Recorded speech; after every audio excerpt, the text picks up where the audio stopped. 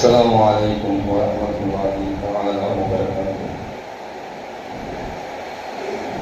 الحمد لله رب العالمين، الصلاة والسلام على سيد المرسلين وعلى آله وأصحابه أجمعين. قال الله تعالى في القرآن العظيم وفي الفرقان المجيد: أعوذ بالله من الشيطان الرجيم، بسم الله الرحمن الرحيم. شهر رمضان الذي أنزل فيه القرآن هدى للناس وبينات من الهدى والفرقان. صدق الله العلي العظيم.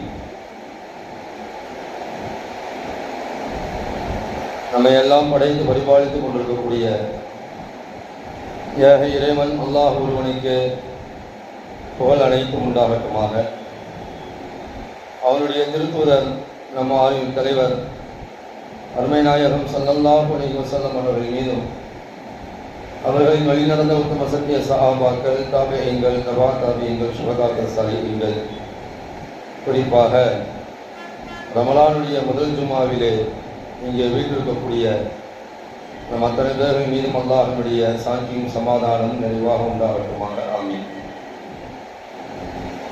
கணியத்திற்கும் பெருமதிப்பிற்கும் உரிய அல்லாஹ்வின் நல்லடியார்களே, பெரியவர்களே, சகோதரர்களே, சங்கை பொருந்திய சங்கை மிகுந்த மாதத்திலே நாம் இருக்கிறோம். ரமலானுடைய மாதம். நாம் எல்லாம் ஒவ்வொரு தொழுகைக்கு பிறகும் ஆர்வமாக அல்லாஹ்விடத்திலே, யா அல்லாஹ், எங்களுக்கு ரமலானை அடையக்கூடிய பாக்கியத்தை தருவாயாக என்று துவா செய்து இப்பொழுது நாம் ரமலானை அடைந்திருக்கிறோம். அல்லாஹ் தஆலா அந்த பாக்கியத்தை நமக்கு கொடுத்திருக்கிறார். அல்ஹம்துலில்லாஹ். இந்த ரமலானை நிறைவு செய்யக்கூடிய, இன்னும் பல ரமலான்களை அடையக்கூடிய பாக்கியத்தை அல்லாஹ் தஆலா நம் அத்தனை பேர்களுக்கும் தந்தருள்வானார். அன்புமிக்கவர்களே, இந்த ரமலானுடைய மாதம் முழுக்க முழுக்க குர்ஆனுக்கு சொந்தமான ஒரு மாதம்.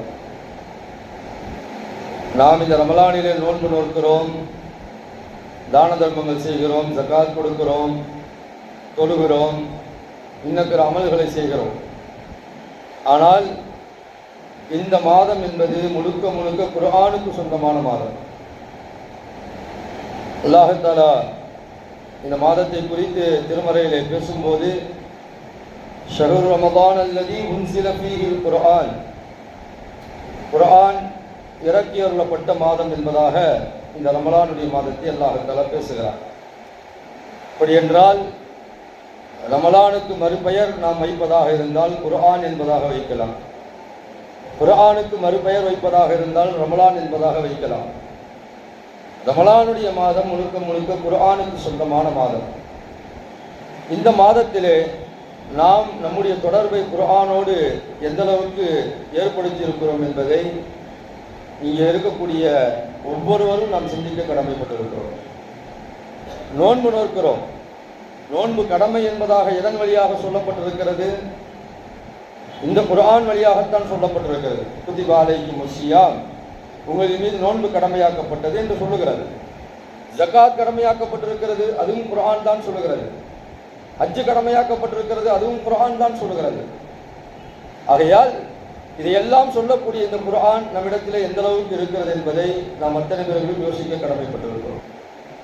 அன்புமிக்கவர்களே, குர்ஆன் இறக்கி அருளப்பட்ட மாதமாக, குர்ஆனுடைய மாதமாக இந்த ரமலான் மாதம் இருப்பதால் நம்முடைய அதிகமான தொடர்பு இந்த மாதத்திலே குர்ஆனோடு இருக்க வேண்டும்.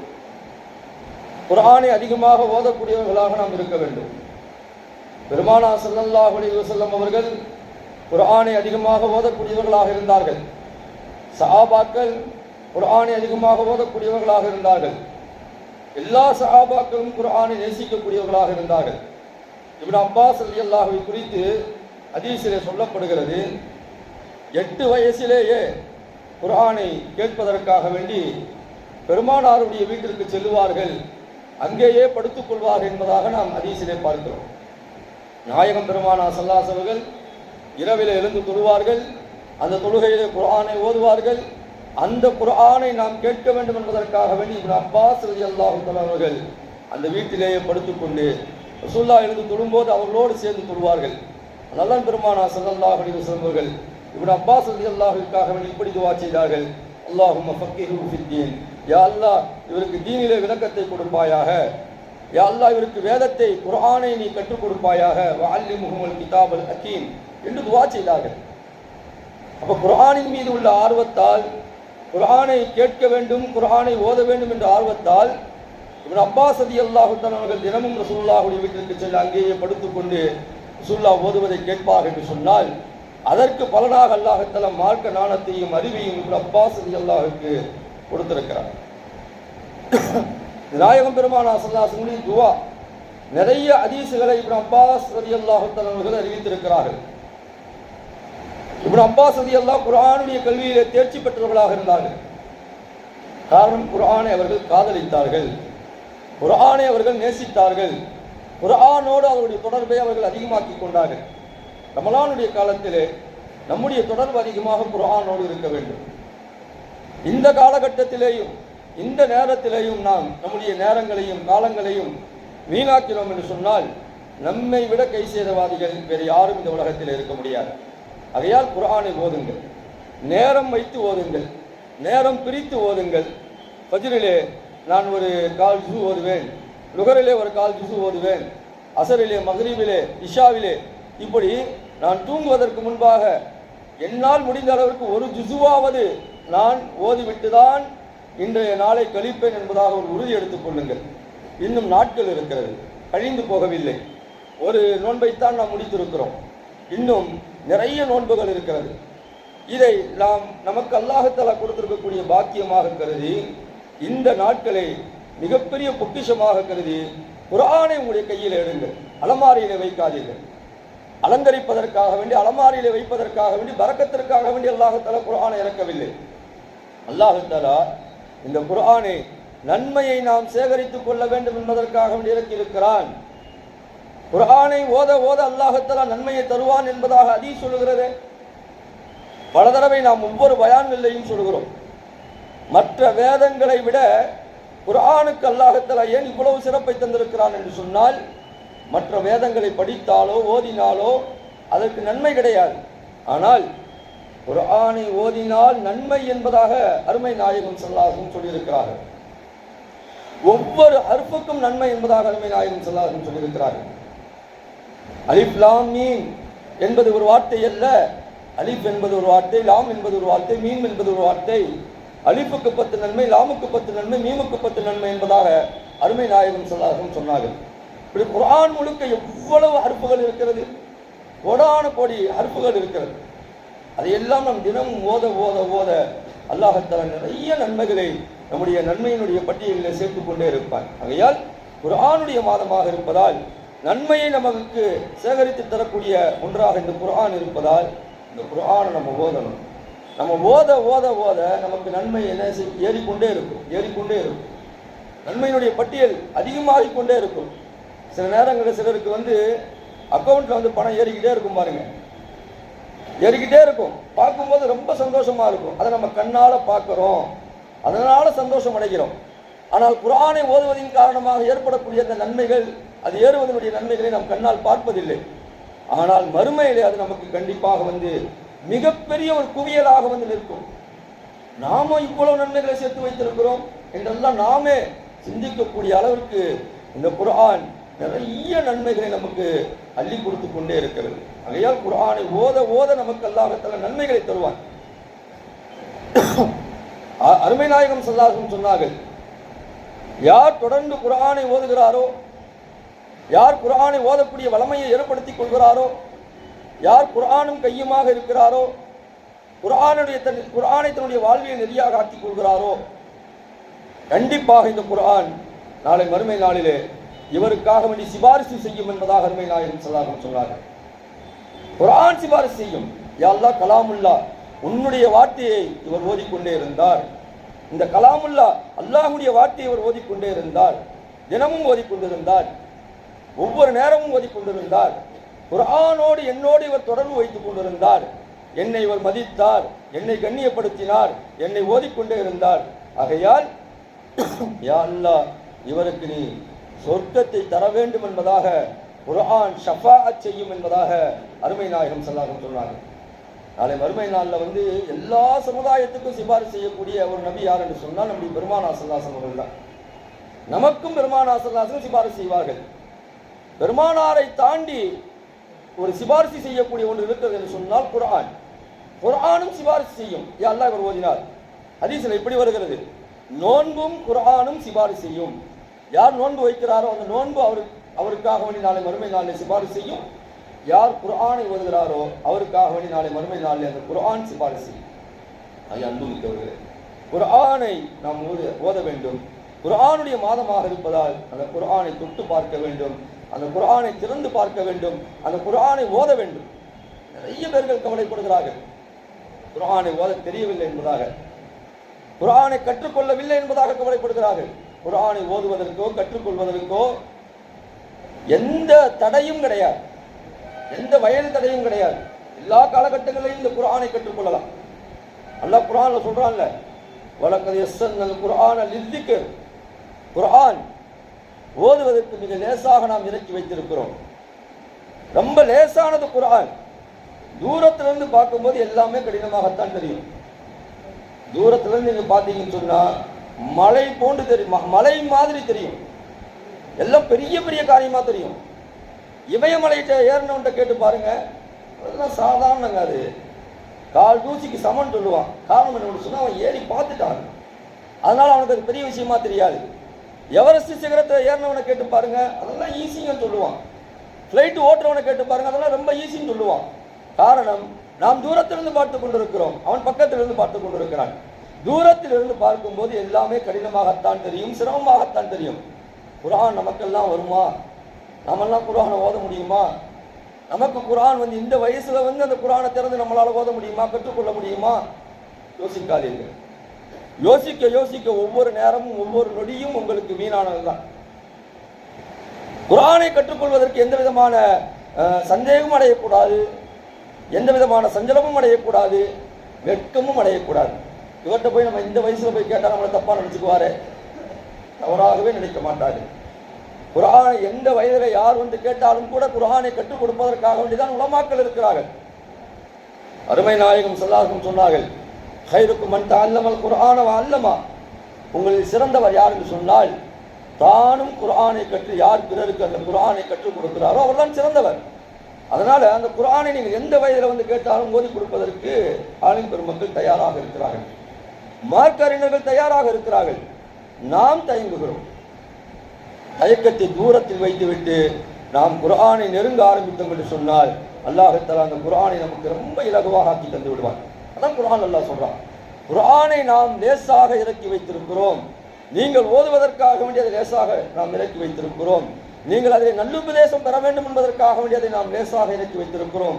ஃபக்ரஉ மா தயஸ்ஸர மினல் குர்ஆன், அல்லாஹ் தஆலா எப்படி சொல்கிறான் பாருங்க. குர்ஆன்ல உங்களால் எந்த அளவுக்கு முடியுமோ அந்த அளவுக்கு ஓதுங்க. அல்லாஹ் குர்ஆன்ல சொல்கிறான், குர்ஆன்ல எந்த அளவுக்கு உங்களால் முடியுமோ அந்த அளவுக்கு ஓதுங்க.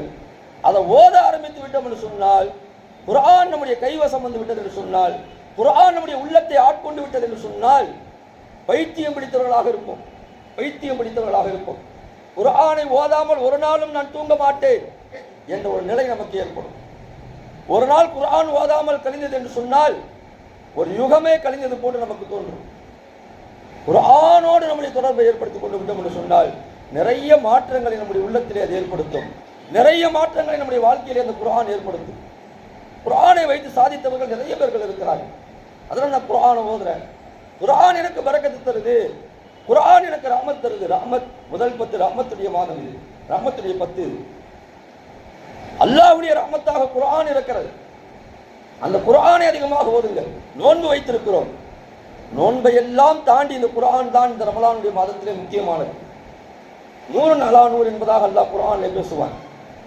நோன்பு இருக்கிறது, நோன்போடு குர்ஆன் சேரும்போது 100 அலா 100, வெளிச்சத்திற்கு மேல் வெளிச்சம், ஒளிக்கு மேல் ஒளி, நமக்கு அல்லாஹ் தஆலா இன்னும் அழகை கூட்டுவான். இப்போ நோன்பு வைத்துக் கொண்டே இந்த குர்ஆனை ஓத ஓத ஓத ஓத அல்லாஹ் தஆலா நமக்கு நிறைய மாற்றங்களை நம்முடைய வாழ்க்கையில் ஏற்படுத்துவான். அதனால் நம்ம அந்த குர்ஆனோடு நம்முடைய தொடர்பை நாம் அதிகப்படுத்திக் கொள்ள வேண்டும். குர்ஆன் நமக்கு அந்தஸ்தை உயர்த்தி கொண்டே இருக்கும். அருமை நாயகம் ஸல்லல்லாஹு அலைஹி வஸல்லம் சொன்னார்கள், அல் மாஹிரு பில் குர்ஆன் மா ஸஃபரத்தில் கிராமில் பரரா, யார் குர்ஆனை மிக தெளிவாக தெளிவாக தெளிந்த நீரோடையாக ஓதுகிறாரோ அவர் மலக்குமார்களோடு இருப்பார் என்பதாக அருமை நாயகம் ஸல்லல்லாஹு சொன்னார். அப்படி ஓதணும்ல நம்ம குர்ஆனை, நம்முடைய வேதங்க இது, நம்முடைய கைடு இது குர்ஆன். இதை ஓதாம எந்த ஒரு முஸ்லீமாவது இருக்க முடியுமா உலகத்தில் சொல்லுங்க பார்க்கலாம். விளக்கம் தெரியல, அது வேற விடுங்க. விளக்கம் தெரிஞ்சாதான் நன்மன் சொல்லிட்டு ரசூலுல்லாஹ் சொல்லல, அல்லாஹ் சொல்லல. நீ விளக்கமே தெரியாம, தர்ஜுமாவே தெரியாம, தஃப்சீரே தெரியாம குர்ஆன் ஓதனாலும் உனக்கு நன்மை என்பதாக அருமை நாயகம் ஸல்லல்லாஹு அலைஹி சொன்னார்கள். ஆனா குர்ஆனை ஓத கற்றுக்கொள்ள வேண்டும். அதனாலதான் நம்முடைய பிள்ளைகளுக்கு சின்ன வயசுலேயே அந்த குர்ஆனை உள்ளத்திலே ஏற்ற வேண்டும். சின்ன வயசுல அந்த உள்ளத்துல பதியக்கூடிய எந்த ஒன்றும் காலத்திற்கும் மறையாது, காலத்திற்கும் மாறாது, மறக்காது. அதனால நம்முடைய பிள்ளைகளுக்கு அதை ஆணி அடித்ததை போன்று அந்த குர்ஆனை அவருடைய உள்ளத்தில் அடிக்க வேண்டும், உள்ளத்தில் ஏற்ற வேண்டும், குர்ஆனை சொல்லிக் கொடுக்க வேண்டும். அந்த சின்ன வயசுலேயே அந்த குர்ஆனை நாம் அவர்களுக்கு கற்றுக் கொடுத்து விட்டோம் என்று சொன்னால், அந்த குர்ஆன் அவர்கள் ஓதக்கூடியவர்களாக ஆகிவிட்டார்கள் என்று சொன்னால், காலத்திற்கும் அவர்கள் குர்ஆனோடு தன்னுடைய தொடர்பை வைத்திருப்பார்கள். நிறைய நோய்க்கு இந்த குர்ஆன் நிவாரணியாக இருக்கிறது, ஷிஃபாவாக இருக்கிறது. நிறைய நோய்க்கு ஷிஃபாவாக இருக்கிறது. இன்னும் சொல்ல போனால் உலகத்தில் எந்த நோய் இருந்தாலும் கூட இந்த குர்ஆனை ஓத ஓத ஓத, குர்ஆன் என்பது ஒரு அருமருந்து. அது அதனுடைய மகத்துவத்தை நாம் தெரியாமல் இருக்கிறோம். இந்த கையில வெண்ணையை வச்சுக்கிட்டு எதுக்கு அலைஞ்சாங்கன்னு சொல்லுவாங்க பார்த்தீங்களா? பெரிய ஒரு பாக்கியத்தை நம்முடைய கையில வைத்திருக்கிறோம். ஆனால் நிம்மதியை தேடி எங்கெங்கோ ஓடிக்கொண்டிருக்கிறோம். அல்லாஹ் குர்ஆனில் சொல்கிறான், அலா பிதிக்ரில்லாஹி தத்மஇன்னுல் குலூப். குர்ஆனை ஓதுவதன் மூலமாக உங்களுடைய உள்ளங்கள் நிம்மதி அடைகிறது, உங்களுடைய உள்ளங்கள் சந்தோஷம் அடைகிறது. மன நிம்மதி எங்கே, மன நிம்மதி எங்கே என்று தேடுகிறோம். மன நிம்மதி குர்ஆனிலே இருக்கிறது. குர்ஆனை ஓதுங்கள், மன நிம்மதி கிடைக்கும். நிறைய குடும்பங்கள்ல பிரச்சனை, தொழில்துறையில பிரச்சனை, சமூகத்துல பிரச்சனை, நிறைய பிரச்சனைகளோடு வாழ்ந்து கொண்டிருக்கிறோம், உணர்ந்து கொண்டிருக்கிறோம், கவலைப்பட்டு கொண்டிருக்கிறோம், கஷ்டப்பட்டு கொண்டிருக்கிறோம். இதற்கெல்லாம் ஒரு அருமருந்தாக அல்லாஹ் தஆலா குர்ஆனை நம்முடைய கையிலே தேன் நெல்லிக்காயாக கொடுத்திருக்கிறான். அதை சாப்பிட வேண்டும். சாப்பிட்டோம் என்று சொன்னால் எல்லாம் ஷிஃபா, எல்லாம் நமக்கு தீர்ந்துவிடும். மனநோயாக இருக்கட்டும், பண நோயாக இருக்கட்டும், உலகத்தில் எந்த நோயாக இருக்கட்டும், எந்த கஷ்டமாக இருக்கட்டும், எந்த சிரமமாக இருக்கட்டும், குர்ஆன் நமக்கு மிகப்பெரிய ஒரு அருமருந்தாக இருக்கிறது. குர்ஆனை கையில் எடுப்போமா? சத்தமா சொல்லுங்க. ரமலானுடைய மாதம், குர்ஆன் இறங்கிய மாதம். ஏன் தயக்கம் நமக்கு?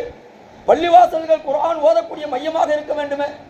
ரமலானுடைய காலத்திலே குர்ஆன் ஓதக்கூடிய சப்தங்கள் பள்ளிவாசல் அதிகமாக கேட்க வேண்டுமே. தூங்கக்கூடியவர்களைத்தான் நாம் பார்க்கிறோமே தவிர குர்ஆனை ஓதக்கூடியவர்கள் பள்ளிவாசல்களில் குறைவாகத்தான் இருக்கிறார்.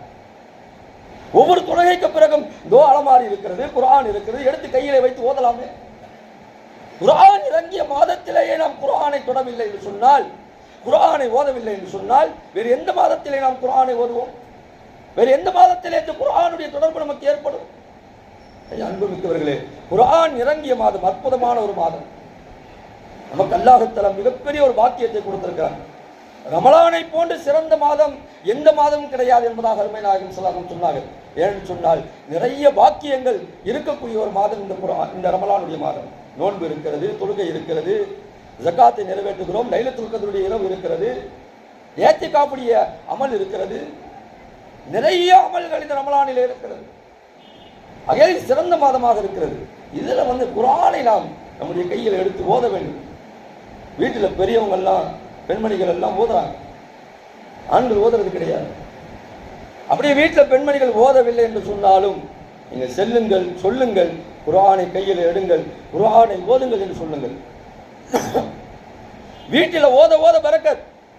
அருமை நாயகம் ஸல்லல்லாஹு அலைஹி சொன்னார்கள், எந்த மஜ்லிஸிலே, எந்த வீட்டிலே குர்ஆன் ஓதப்படுகிறதோ அங்கே மலக்குமார்கள் சூழ்ந்திருப்பார்கள். இப்ப உட்கார கூட இடம் இல்லாம உட்கார்ந்துருக்க பாத்தீங்களா? இத மாதிரி மலக்குமார்கள் சூழ்ந்திருப்பார்கள் என்பதாக அருமை நாயகம் ஸல்லல்லாஹு அலைஹி சொன்னார்கள். எந்த மஜ்லிஸிலேயோ, எந்த வீட்டிலேயோ குர்ஆன் ஓதப்படுகிறதோ அந்த வீட்டிலே, அந்த மஜ்லிஸிலே மலக்குமார்கள் புடைசூழ இருப்பார்கள். எதற்காக வேண்டி சொன்னால், ஓதக்கூடிய குர்ஆனை கேட்பதற்காக வேண்டி மட்டுமல்ல, அல்லாஹ்வுடைய ரஹ்மத்தை நமக்கு தருவதற்காக வேண்டி.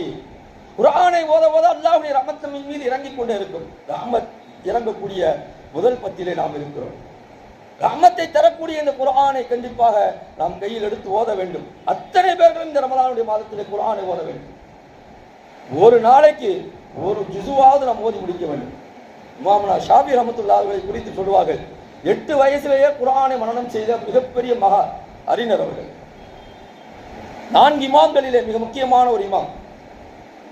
ஷாஃபி ரஹ்மத்துல்லாஹி அவர்கள் ரமலானுடைய மாதம் வந்து விட்டது என்று சொன்னால் ஒரு நாளைக்கு 2 ஜுசு அல்ல, ஒரு நாளைக்கு 2 குர்ஆனை முடிப்பார்கள். ரமலானிலே 60 குர்ஆனை ஓதி முடிப்பார்கள் என்பதாக அவருடைய வரலாற்று குறிப்புகளில் எழுதப்படுகிறது.